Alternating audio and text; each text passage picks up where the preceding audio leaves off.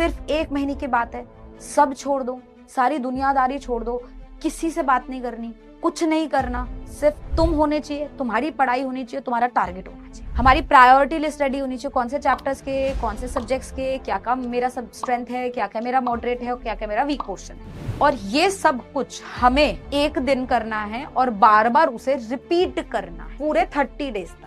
इतनी बड़ी बड़ी बातें कर रहे हैं, डॉक्टर बनने की बातें कर रहे हैं, सब चीजों के लिए रो रहे हैं कि 2 से 5 बजे के बीच में पेपर नहीं हो सकता। क्यों नहीं हो सकता? बिल्कुल होगा। Hello my dear students, NEET के लिए बस अब 1 महीना बाकी है, 30 दिन। तो हमारा अब क्या फाइनल गेम प्लान होना चाहिए ताकि हम इस बार किसी भी कीमत पर डॉक्टर की एक सीट तो हासिल कर ही ले। तो आइए इस वीडियो को स्टार्ट करते हैं। देखिए बेटा, क्योंकि हमारे पास सिर्फ 30 दिन बचे हैं, हमारे पास कोई समय नहीं है वेस्ट करने का, फालतू बातें करने का या नॉन टारगेट अप्रोच रखने का। हमारे पास बहुत टारगेटेड अप्रोच होनी चाहिए, बहुत क्लियर होना चाहिए हमारे माइंड में हमें क्या करना है, कैसे पढ़ना है, क्यों पढ़ना है, कहां से पढ़ना है। This is not the time for the experiments. So we have to make sure each and everything कि हमें कौन से सब्जेक्ट में कौन सी चीज नहीं आती, कौन सी चीज हमारी स्ट्रेंथ है। केमिस्ट्री में हमें क्या नहीं आता, क्या हमारी स्ट्रेंथ है। फिजिक्स में हमें क्या नहीं आता, क्या हमारा स्ट्रेंथ है। ये हमारे माइंड में बिल्कुल क्लियर होना चाहिए before we sit for this strategy, before we think of this strategy. हमें ये बैक डोर में, बैक एंड में काम कर लेना है। हमारे पास प्रायोरिटी लिस्ट रेडी होनी चाहिए हर सब्जेक्ट की, राइट। तो अब मैं आपको क्या समझा रही हूँ, आप बहुत ध्यान से समझिए। देखिए, सबसे पहले बेटा, क्योंकि हमारे पास मात्र 30 दिन बचे हैं, हमारे पास बहुत टाइम नहीं है, तो हमें daily any how 10 to 12 hours तो अपने स्टडी पे इन्वेस्ट करना ही करना है। इससे कम में नहीं हो पाएगा। सिर्फ 1 महीने की बात है, सब छोड़ दो, सारी दुनियादारी छोड़ दो, किसी से बात नहीं करनी, कुछ नहीं करना, सिर्फ तुम होने चाहिए, तुम्हारी पढ़ाई होनी चाहिए, तुम्हारा टारगेट होना चाहिए, बस दैट्स इट। डेली आपको 10 to 12 आवर्स बैठना है, कुछ हो जाए, दुनिया इधर से उधर हो जाए, तुम्हारे 10 to 12 आवर्स का स्टडी प्लान होना चाहिए। तुम्हें रात को नींद नहीं आनी चाहिए अगर उस दिन तुम्हारा 10 to 12 आवर्स अच्छे से पढ़ाई नहीं हुआ। अंदर से डिससैटिस्फैक्शन फील होनी चाहिए, गुस्सा आना चाहिए यार कैसे मैंने आज टाइम वेस्ट कर दिया। तब जाके ये सारी स्ट्रैटेजी कुछ काम करेगी, नहीं तो ये स्ट्रैटेजी भी बाकी स्ट्रैटेजीज जैसे धूल में मिल जाएगी, पानी फैल जाएगा, रायता फैल जाएगा, कुछ नहीं होगा। तो पहली बार हमें अपने मेंटल लेवल को, अपनी अंडरस्टैंडिंग को इतना स्ट्रॉन्ग करना है कि कुछ हो जाए, अब चाहे दुनिया इधर से उधर हो जाए, हमें करना है तो फिर करना है। अब इतना ठान लेना है कि अब इसके आगे तो मैं किसी की नहीं सुनता या मैं किसी की नहीं सुनती। मुझे बनना है डॉक्टर, तो मैं 1 महीने में जमीन आसमान एक कर दूंगी, जमीन आसमान एक कर दूंगा कि मैं डॉक्टर बन जाऊं या बन जाऊं। ठीक, तो पहली चीज आप समझे बेटा, आपको एनी हाउ 10 to 12 आवर्स का स्टडी प्लान करना ही करना है। कैसे करना है मैं मदद करती हूं, मैं समझाती हूँ। दूसरी चीज आपकी, जैसे मैं अभी बता रही थी, आपकी प्रायोरिटी लिस्ट रेडी होनी चाहिए। देखिए, प्रायोरिटी लिस्ट का मतलब क्या है, राइट। हमारे लाइफ में हम अपने रिलेशंस की प्रायोरिटी डिसाइड करते हैं, काम की प्रायोरिटी डिसाइड करते हैं। इस बार हमें प्रायोरिटी में डिसाइड करना है अपने सब्जेक्ट्स के चैप्टर्स। 3 सब्जेक्ट है मेरे पास, bio 1 subject, chemistry, physics. Bio के कौन से चैप्टर्स मेरी स्ट्रेंथ हैं, जिनसे कहीं से भी सवाल आ जाए मैं गलत नहीं करता या मैं गलत नहीं करती, मुझे पता होने चाहिए। केमिस्ट्री के ऐसे कौन से चैप्टर्स हैं जो मेरी स्ट्रेंथ है, फिजिक्स के कौन से ऐसे चैप्टर्स हैं जो मेरी स्ट्रेंथ है। पहले तो मुझे अपनी स्ट्रेंथ के बारे में पता होना चाहिए। तो rule number 1, I should know my strength, I should know those chapters जो मेरी स्ट्रेंथ है, करेक्ट।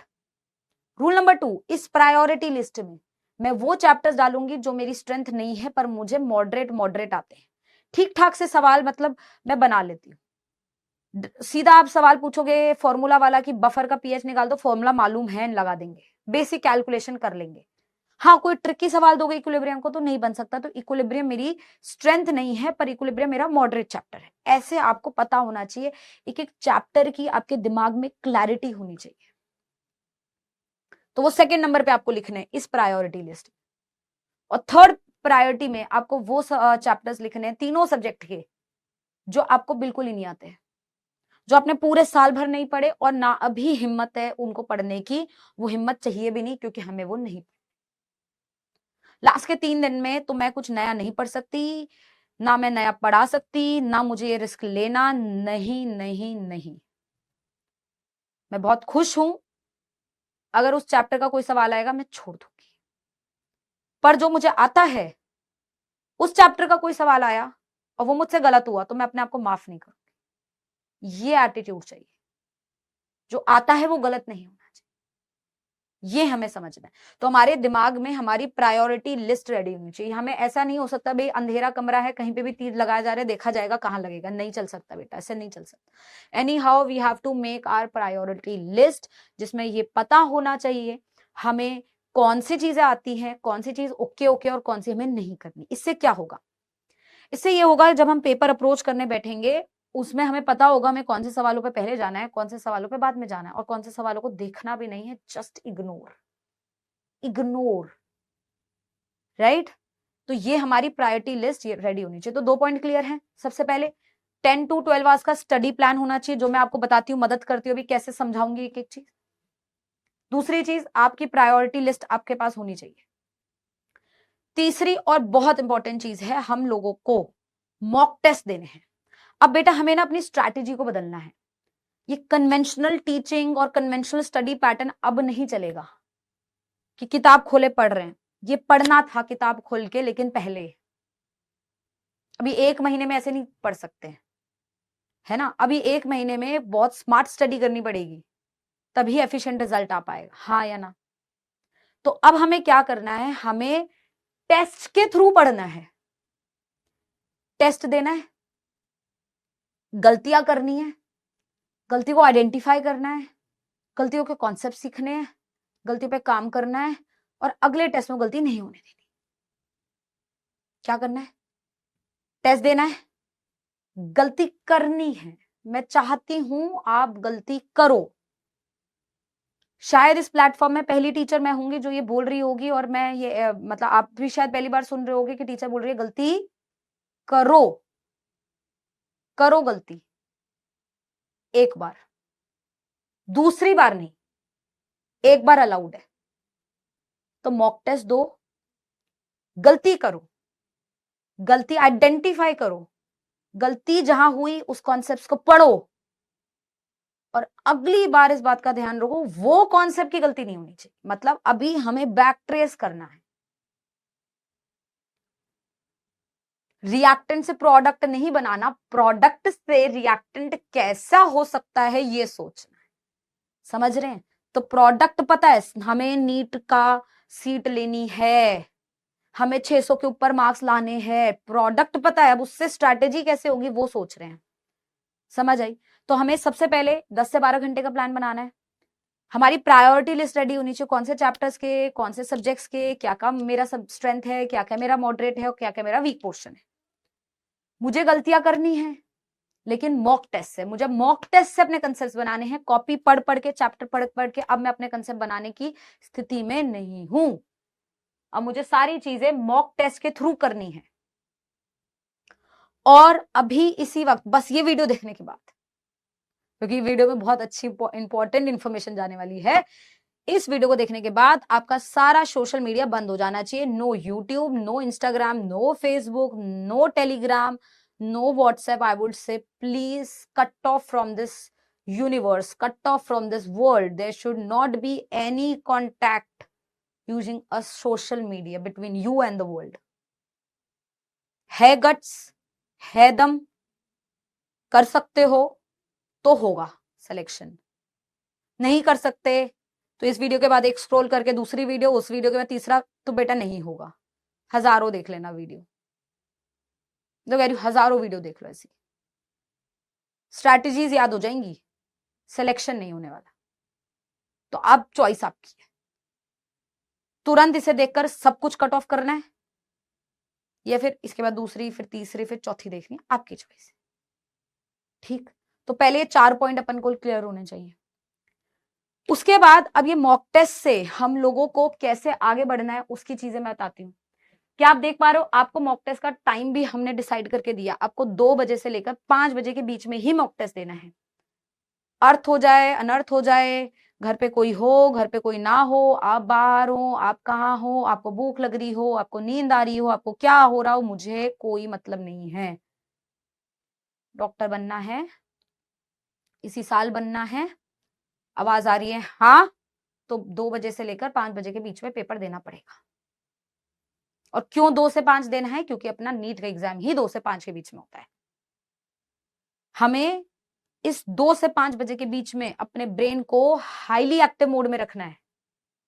ये वो समय होता है जब हम कहा पी के पसरना चाहते हैं।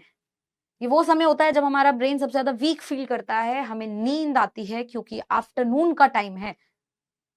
हमें अपने ब्रेन को ट्रेन करना, और यही वो आखिरी महीना है जिसमें आपका ब्रेन ट्रेन हो सकता है। आपको अपने ब्रेन को ट्रेन करना है कि तू कभी भी सो जा, तू कुछ भी कर ले, लेकिन तू 2 बजे से लेके 5 बजे के बीच में सबसे अलर्ट और एक्टिव मोड में होगा। ये तुम्हें अपने दिमाग को ट्रेन करना है, इसलिए तुम्हें रोज उससे एक्सरसाइज करानी है।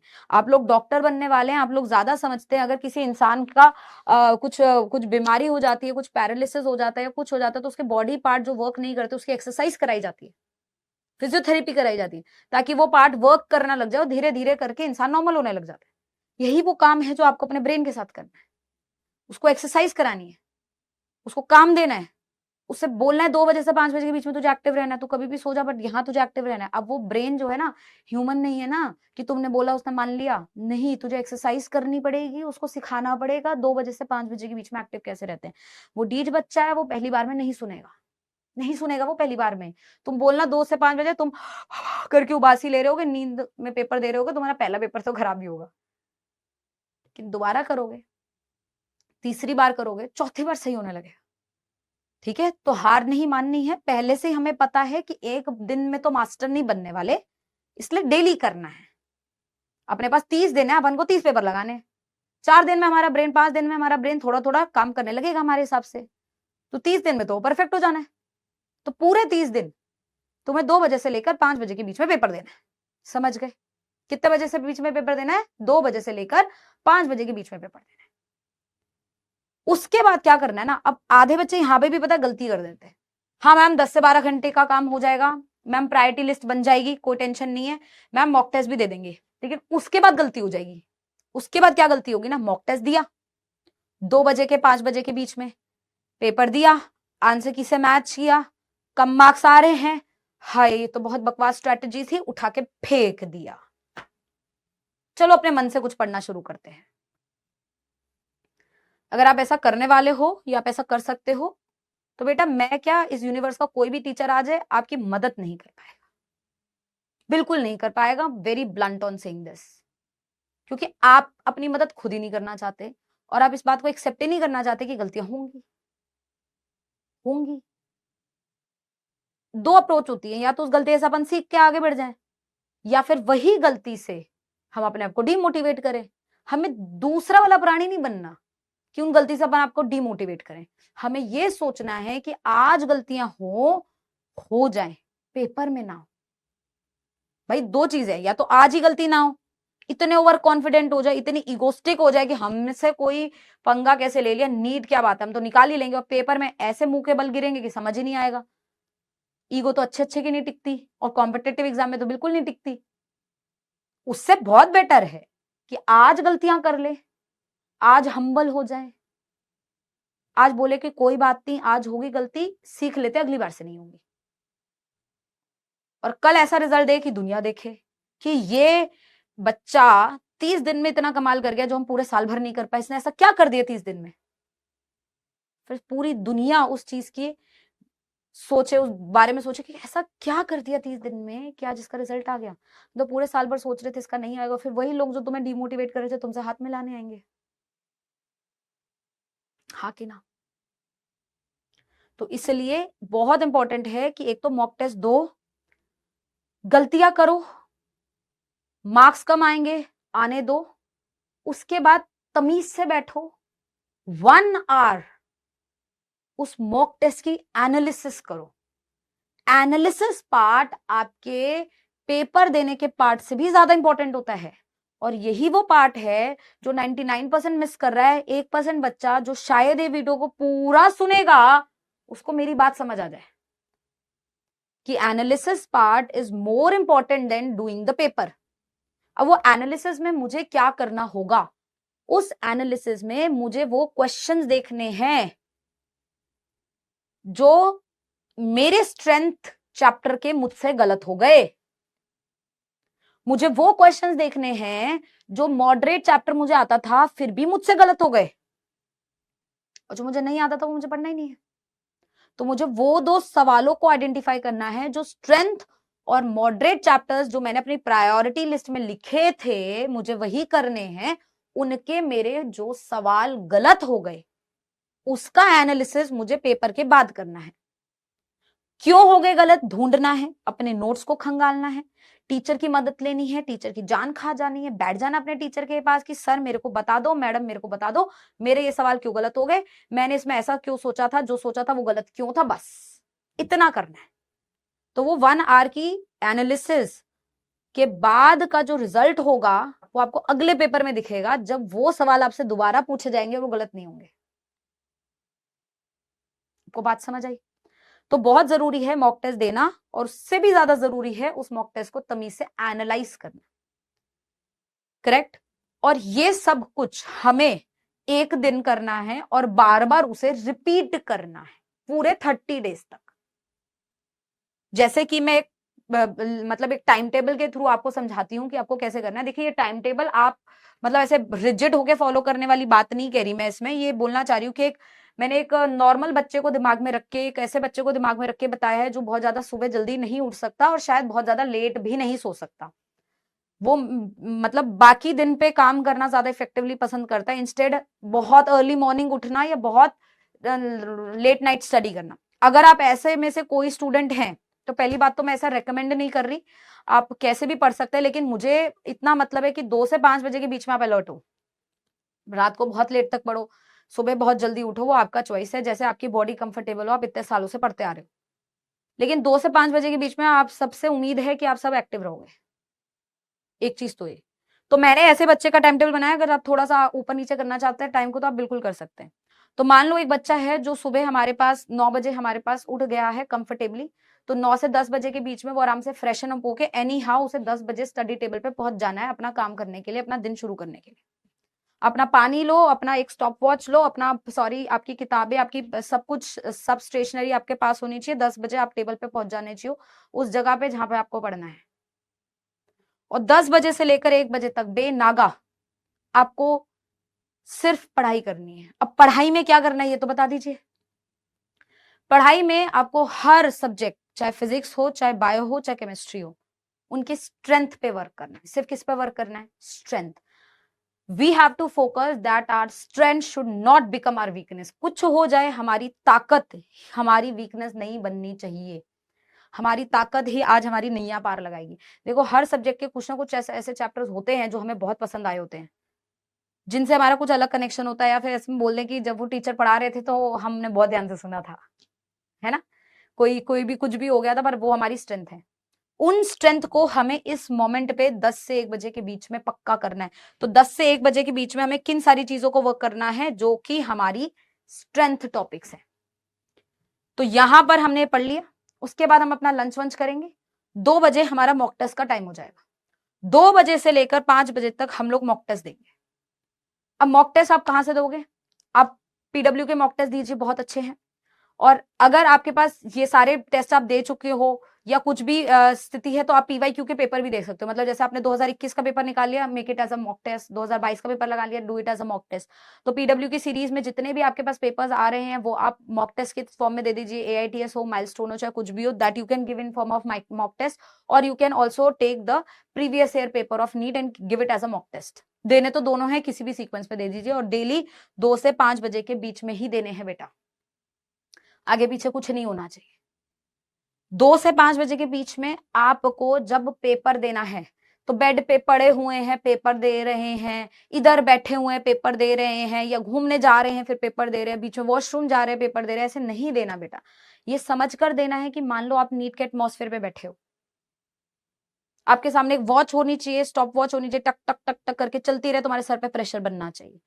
अपने आप को फेक नीट के पेपर के माहौल में ढालो, अपने ब्रेन को ट्रेन करो इस तरीके से कि सर पे जब वॉच चलती है और 2 से 5 बजे के बीच में खाना खा के जब नींद आ रही होती है, तो कैसे एफिशिएंट वर्क करना होता है। क्योंकि डॉक्टर जब बन जाओगे ना बच्चे, तो पेशेंट तुम्हारा समय देखकर बीमार नहीं पड़ेगा ना। रात को 12 बजे भी इमरजेंसी आ सकती है, दोपहर को 2 बजे भी इमरजेंसी आ सकती है, हो सकती है पूरी रात भी इमरजेंसी हो। जब इंसान इस स्थिति में होगा, जब वो बीमार होगा, आपको किसी की जान बचानी होगी, तब आप अपने पर्सनल टाइम नहीं उसे देते हो ना, कि नहीं नहीं तू अपना एक्सीडेंट कल कराइयो, मैं कल तैयार हूंगा और तेरा सर्जरी करूंगा। Of course not. तो इस सब की ट्रेनिंग आपको अभी से समझनी पड़ेगी, आपको अपने कंधे पे वो सोचना पड़ेगा कि यार आप डॉक्टर बनने वाले हो। ये सब चीजें बहुत छोटी बातें आपके लिए, वेरी वेरी बेसिक चीज। इन सब के लिए हम कहा क्या रो रहे हैं, इतनी बड़ी बड़ी बातें कर रहे हैं, डॉक्टर बनने की बातें कर रहे हैं, इन सब चीजों के लिए रो रहे हैं कि 2 से 5 बजे के बीच में पेपर नहीं हो सकता। क्यों नहीं हो सकता, बिल्कुल होगा, करना है। तो वो फेक टाइम लगा के आपको 5 बजे के बीच, 2 बजे से लेकर 5 बजे तक आपको अपना मॉक टेस्ट देना है। उसके बाद आप थोड़ा ब्रेक ले सकते हैं, आंसर की से अपना चेक कर सकते हैं आपका पेपर कैसा रहा, आपको एनालिसिस हो जाएगा। पेपर का अप्रोच में आपको कैसे पेपर करना है ये भी मैंने आपको बता रखा है कि आप सबसे पहले सिर्फ आसान सवाल पकड़ोगे पेपर में, पूरे पेपर में आसान सवाल पकड़ो। 80% पेपर नीट का आसान बनता है, उसमें से भी जो स्ट्रेंथ है प्रायोरिटी लिस्ट के हिसाब से उन सारे चैप्टर्स को कर दो, उन सारे चैप्टर के सवाल बना दो। सेकेंड, अपने मॉडरेट वाले पर आ जाओ। उसके बाद जो नहीं आता उस पर हाथ भी नहीं लगाना। इनफैक्ट जो मॉडरेट वाले करे हैं और जो स्ट्रेंथ वाले करे हैं उनको बेटर है रिकैप कर दें। एक्यूरेसी अच्छी जानी चाहिए। जब हमारी एक्यूरेसी हाथ में आ जाएगी ना, फिर हम थोड़े क्वेश्चन बढ़ा भी सकते हैं, पर जब तक एक्यूरेसी हाथ में नहीं है ना, सब कुछ करने का फायदा नहीं है। तो पहले एक्यूरेसी पे काम करना है अपन को। 2 से 5 बजे के बीच में पेपर देने हैं और उसका भी स्ट्रैटेजी हमें मालूम है। स्ट्रेंथ पे काम करना है पहले, फिर उसके बाद 5:30 से 6:30 बजे के बीच में बेटा ये एनालिसिस होना चाहिए, जो कि मैं आपको पहले ही बता रही हूँ सबसे ज्यादा इंपॉर्टेंट पार्ट है। इसको अगर आपने मिस करा तो बेटा उसी टाइम भूल जाना कि अब आपकी कोई मदद कर पाएगा। I am very sorry to say, I am very harsh on this, I am extreme sorry, but this can not be afford to miss, not at all, not at all. You can not miss the analysis part. Analysis में अभी समझा रही थी strength के कौन से सवाल गलत हुए, मॉडरेट सवाल कौन से गलत हुए, होने दो, बैठो, जॉट डाउन करो पॉइंट्स, क्यों गलत हुए देखो, करेक्ट। उसके बाद थोड़ा सा अपना ब्रेक टाइम ले लिया, 1 घंटा एंजॉय कर लिया। उसके बाद 7:30 से 9:30 बजे के बीच में जो सारी चीजें गलत हुई थी, वो जो टॉपिक्स गलत हुए थे, वो एनालिसिस में आपने निकाल लिए, वो जो चैप्टर्स आपसे गलत हुए उन सारी चीजों को बैठ के पढ़ा। अब बैक ट्रेस करने पर आगे जो जो गलतियां हुई उसे मॉक टेस्ट आइडेंटिफाई करा। एग्जांपल देती हूँ, जैसे केमिस्ट्री में आपकी 4 गलतियां हुई या 5 गलतियां हुई, जिसमें केएसपी गलत हो गया आपका, ठीक है। आपको एफ ब्लॉक की कॉन्फ़िगरेशन नहीं आई, वो गलत हो गया, ठीक है। आपका कुछ ज्योमेट्री शेप गलत हो गया, कुछ आपकी 4-5 पॉइंट निकल गए जो गलत हो गया। अब कैसे गलत हुआ उसे पढ़ लिया के, कैसे पढ़ा, ज्योमेट्री गलत हुई तो ज्योमेट्री वाला पूरा टॉपिक निकाला कि सर ने मैम ने कैसे सिखाया था ज्योमेट्री को, कैसे देखते हैं, वो पूरा देखा। कुछ डाउट हुआ, पॉइंट लिखा, कल पूछेंगे टीचर से, आज पूछेंगे टीचर से। उसके बाद केएसपी गलत हुआ, केएसपी क्यों गलत हुआ, क्या तरीका था, कैसे सॉल्व करते थे, कैसे लिखते थे केएसपी, क्या फॉर्मुलाज होते थे, सबको करा। वो सब सारा काम आपको 7:30 से 9:30 के बीच में करना है, हर सब्जेक्ट का करना है। केमिस्ट्री का, बायो का जो टॉपिक गलत हो रहा है, जो फैक्ट गलत हो रहा है, जो चीजें भूल पा रहे हो, पढ़ो एनसीईआरटी से जाके। तो ये सारा काम 7:30 से 9:30 के बीच में आपका वही होना चाहिए। पूरे 2 आवर्स डेडिकेटेडली आपको अपनी कमियों पे यहाँ काम करना है। फिर 10:30 से 1 बजे के बीच में भी आपको उन्हीं कमियों पे ही काम करना है। और अगर ये जो कमियां थी वो यहाँ पूरी होगी तो यहाँ पे एक्स्ट्रा भी पढ़ सकते हो, कुछ मॉडरेट चैप्टर्स जो है उनको और बेटर कर सकते हो। बट जब तक ये कमियां, इसके एनालिसिस की सारी कमियां पूरी नहीं होंगी तब तक आप सोओगे नहीं रात को, चाहे रात को 1:30 बज जाए, तो 2 बज जाए, चाहे कुछ भी हो जाए।